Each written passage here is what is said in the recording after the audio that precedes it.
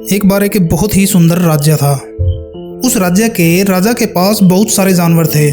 उन सभी जानवरों में एक हाथी भी शामिल था। उस राजा को वो हाथी बहुत ज़्यादा पसंद था। उस हाथी के लिए एक महावत रखा गया था जो उसकी देखभाल के लिए था। उस हाथी को अच्छे से खाना दिया जाता था और उसके रहने का खाने का एकदम अच्छे से प्रबंध किया गया था।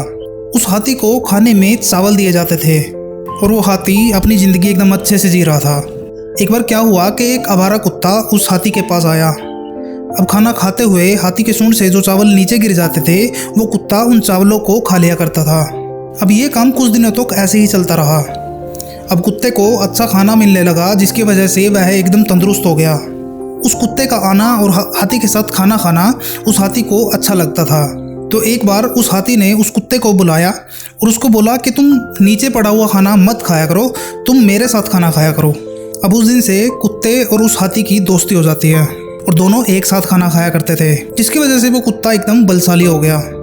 अब एक दिन एक किसान वहाँ से गुजर रहा था तो उसने उस कुत्ते को देखा। वह सोचने लगा कि क्यों ना इस कुत्ते को मैं अपने खेत की रखवाली के लिए रख लूं, क्योंकि वह कुत्ता बहुत ही ताकतवर दिखाई दे रहा था। तो उस आदमी ने उस हाथी के महावत से पूछा, क्या मैं इस कुत्ते को खरीद सकता हूँ? तो उस महावत को उस कुत्ते से लेना देना तो कुछ है नहीं था, उसके फ्री के पैसे बन रहे थे। तो उस महावत ने उस कुत्ते को बेच दिया। अब वह आदमी उस कुत्ते को अपने खेत में लेकर चला जाता है और वहाँ पर उसको खेत की रखवाली में लगा देता है। अब इस बात से वह कुत्ता बहुत ज़्यादा निराश हो जाता है क्योंकि वह अपने दोस्त हाथी से दूर हो चुका था। अब इसी बात से वह हाथी भी बहुत ज़्यादा निराश हो गया। वहाँ उस कुत्ते ने खाना पीना छोड़ दिया था और यहाँ उस हाथी ने भी खाना पीना छोड़ दिया, जिसकी वजह से वह बहुत ज़्यादा कमज़ोर होने लगे। अब एक दिन यही बात राजा के पास पहुंची कि हाथी खाना नहीं खा रहा है और वह दिन पर दिन कमज़ोर होता जा रहा है। अब राजा ने अपने दरबार के सबसे बुद्धिमान मंत्री को बुलाया और उस हाथी के बारे में जानने के लिए उस मंत्री को वहाँ पर भेजा। उसने कई सारे डॉक्टरों को भी दिखाया लेकिन उसको कोई बीमारी नहीं थी। अब मंत्री ने इस बात को समझने की कोशिश की कि हाथी खाना क्यों नहीं खा रहा। उसने आसपास के लोगों से पूछा कि क्या इसका कोई दोस्त था। तो आसपास के लोगों ने बताया एक कुत्ता था जिसके साथ ये हमेशा रहा करता था। तो वह मंत्री समझ गया। तो उस आदमी के पास संदेश पहुंचाया गया कि इस कुत्ते को तुरंत दोबारा वापस दरबार में पहुंचा दिया जाए।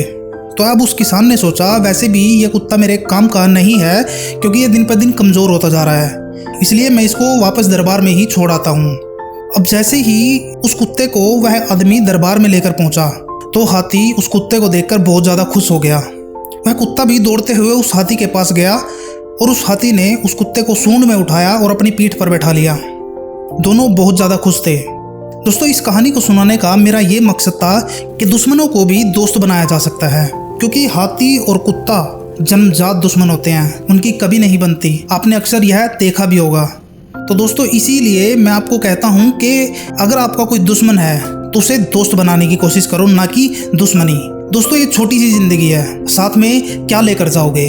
दुश्मनी नहीं दोस्तों, प्यार बांटते चलिए, दोस्त बनाते चलिए, क्योंकि एक दोस्ती ही ऐसी चीज है जो दुनिया में हर मुसीबत में आपका साथ देगी।